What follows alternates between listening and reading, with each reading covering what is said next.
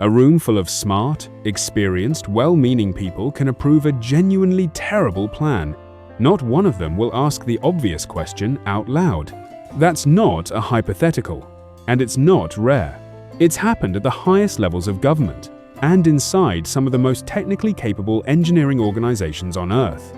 The term for it is groupthink, coined by psychologist Irving Janis in 1972. Once you understand exactly what conditions cause it, you'll start noticing the setup forming in ordinary meetings long before the bad decision actually gets made. Most people who've heard the word groupthink think of it as a vague synonym for everyone agreed and it turned out badly. That's not wrong, exactly.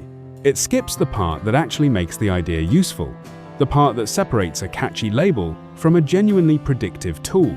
Janis didn't just observe that groups sometimes agree too easily. He identified the specific preconditions that make a room vulnerable to it in the first place.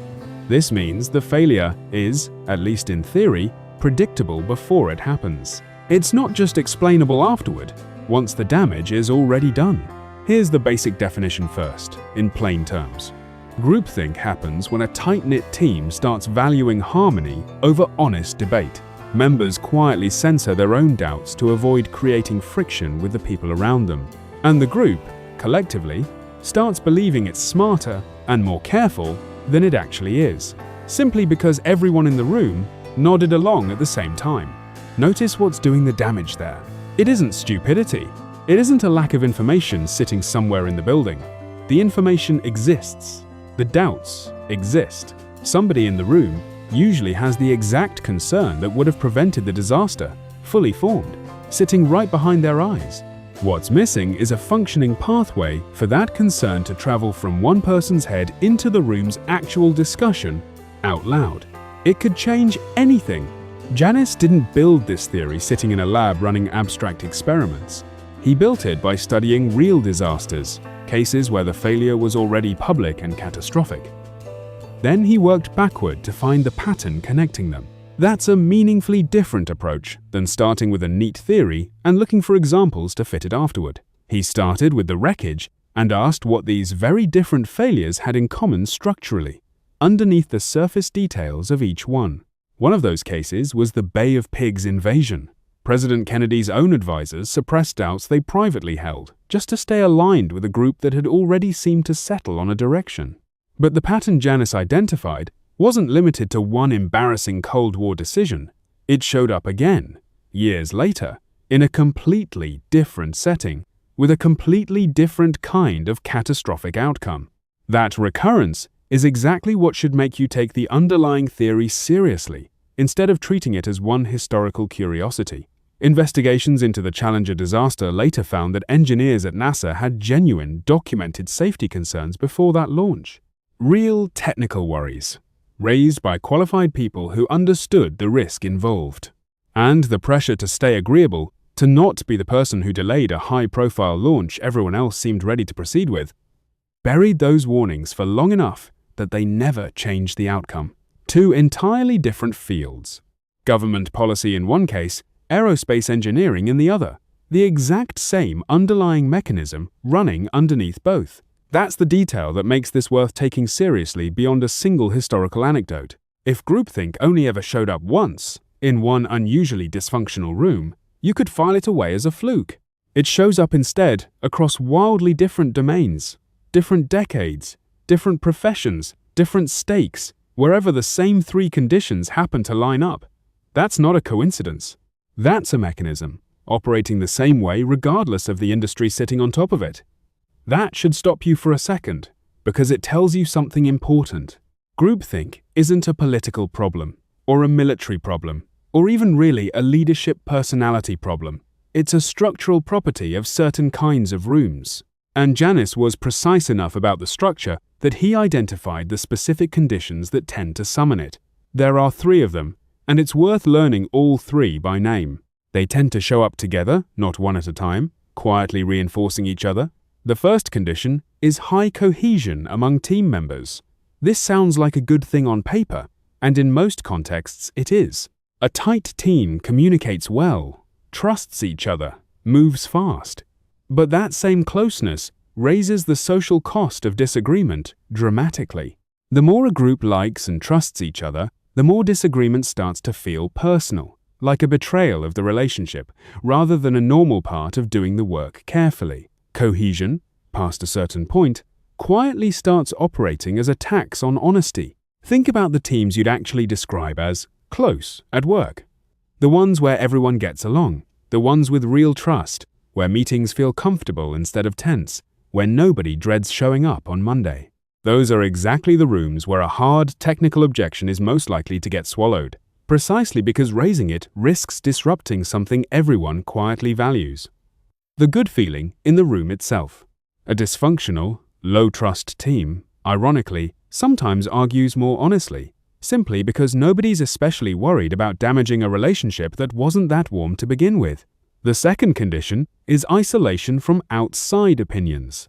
A group that only talks to itself starts mistaking its own internal consensus for a broader, more objective truth. Nobody's bringing in a perspective from outside the room to puncture the assumptions everyone inside has already agreed on.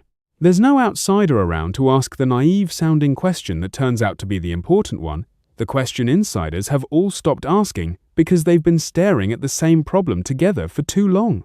This is exactly why specialist teams, the ones deepest in the technical weeds of a project, are often the most exposed to this particular condition, not the least.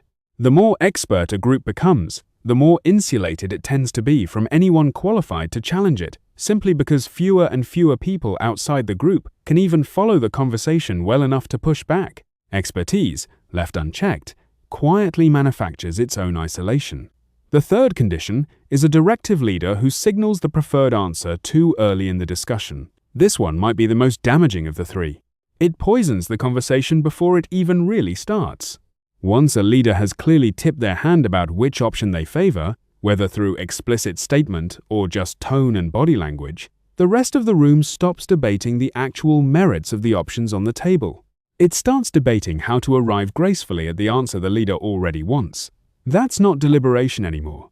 It's a performance of deliberation, wearing the same clothes as the real thing, and it doesn't take much to send that signal. A leader doesn't need to announce a decision outright to shut the real conversation down. Opening a meeting with, "I think we should probably go with option 2. Let's discuss," has already done the damage, even though on paper, it sounds like an invitation to disagree. Everyone in the room heard the actual instruction underneath the polite framing. Now here's the part that flips how most people initially think about all of this. It's worth pausing on directly. None of these three conditions are inherently bad on their own. A close-knit team is usually an asset. Focus and reduced outside noise can genuinely help a group get work done without constant interruption. And confident, decisive leadership is something most organizations actively want and actively hire for. In fact, most management advice tells you to build exactly these three things: a cohesive team, a focused environment protected from constant outside noise, a leader who leads decisively instead of waffling. Followed individually, that advice is sound. The danger isn't any one of these conditions in isolation. It's what happens when all three stack up together, at full strength, in the same room, at the same time, around the same high-stakes decision. The very qualities that make a team function well on an ordinary Tuesday are the exact same qualities that make it dangerous on the one day a genuinely bad idea walks through the door and needs someone to say so. Once those three conditions are in place, something specific happens to how dissent feels from the inside. Disagreement stops registering as useful and starts registering as disloyal. Speaking up doesn't feel like doing your job carefully anymore. It feels like betraying the team or undermining a leader everyone else seems to trust. People nod along, sometimes even while a real, specific alarm is going off somewhere in their gut. The social cost of voicing that alarm out loud has quietly become higher than the professional cost of staying quiet and hoping it works out. That's the trade every single person in a groupthink-prone room is making, usually without ever consciously framing it that way. Stay quiet, and the worst case is a bad decision that isn't personally traceable back to you. Speak up, and the worst case is an uncomfortable meeting, an awkward look from the leader, a reputation as the difficult one. Framed like that, staying quiet looks almost rational, moment to moment, even when it's collectively disastrous. So what actually breaks this pattern, once you know the three conditions well enough to spot them forming in real time? It's not hiring smarter people. The engineers with real concerns before Challenger were already plenty smart. The advisors in the Bay of Pigs room were already plenty credentialed. Intelligence was never the missing ingredient in either case. What's actually missing is a change to how the room itself operates once those three conditions start stacking up. One fix: assign someone to argue the opposite case every single time, on purpose, regardless of what they personally believe. Not as an insult to the plan, as a structural safeguard built into the process itself, the same way a building code requires a fire exit, whether or not anyone expects a fire that particular week. This directly counters the cohesion problem. It gives dissent an official job title instead of leaving it as a personal risk someone has to volunteer to take on. Another fix: bring in an outsider who has no stake in the group's harmony. Someone who wasn't in the room when the cohesion formed, who has nothing personal to lose by disagreeing, and who can ask the question insiders have quietly stopped asking because they've all been staring at the same problem together for months. This one directly counters the isolation problem, for the obvious reason that it physically breaks the isolation. The outsider doesn't need convincing that the group's shared assumptions are correct. They never absorbed those assumptions as background truth in the first place. And here's a third fix, maybe the simplest and most immediately usable one of the three. It costs nothing and requires no formal program to implement. Ask the quietest person in the room to speak first, before the loudest opinion in the room gets a chance to anchor everyone else's thinking. This one directly counters the directive leader problem. It delays the moment the leader's own preference enters the conversation, giving the room a chance to form independent opinions before that gravity well opens up. Once a confident voice states a position early, everyone who speaks afterward is, whether they realize it or not, reacting to that anchor, instead of forming an independent judgment from scratch. Flip the order. Let the person least likely to dominate the room go first, before the gravity of a strong, early opinion bends the rest of the conversation around it. Save the leader's own opinion for last, and the loudest voice in the room too, once everyone else has already committed a genuine position to the record. Here's my own take on why that third fix works better than most people expect the first time they try it.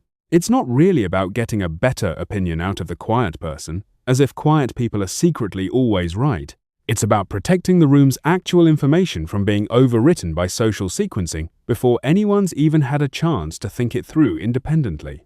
The order people speak in a meeting isn't neutral. It shapes the outcome as much as the actual arguments do. Almost nobody manages that order on purpose. Managers should treat instant, unanimous agreement as a warning sign, not as a green light to move forward with confidence. If a group agrees on something genuinely serious in under 5 minutes, with no visible friction anywhere in the room, the real debate probably never happened at all. It just got skipped, quietly, by a room that had already met all three conditions for groupthink without anyone in it realizing that's what was happening. Turn the three conditions into a quick audit you can actually run before your next high-stakes decision, not after.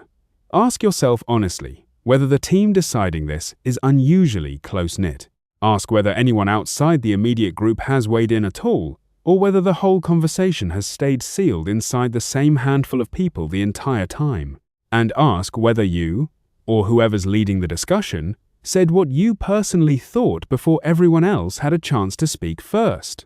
If the honest answer to all three is yes, that's not proof the decision is wrong. It's proof the room hasn't actually been tested yet. Testing it costs far less before the decision ships than it does afterward, which brings the whole thing back to where it started. A room full of smart people can absolutely approve a terrible plan. It won't be because they were careless or underqualified. It'll be because the room was cohesive, isolated, and led by someone who tipped their hand too early. Nobody had built in a mechanism to catch that combination before it turned into a decision nobody could take back. The engineers who worried about Challenger were right to worry. The room around them just wasn't built to let that worry survive contact with everyone else's silence. That's really the entire lesson compressed into one image. Smart people did not fail because they lacked the right answer. The right answer was already sitting in the room, in someone's head, fully formed, before the decision got made. It failed to survive the trip from that person's head into the conversation. The room around it had quietly built 3 walls: cohesion, isolation, and an early signal from the top. No individual amount of intelligence was ever going to be enough to climb over that alone. A room full of smart people can approve a genuinely terrible plan. Now you know exactly which 3 conditions to check for before that room becomes yours. Tap follow if you want more breakdowns like this one on the psychology quietly running your next team meeting without an invitation.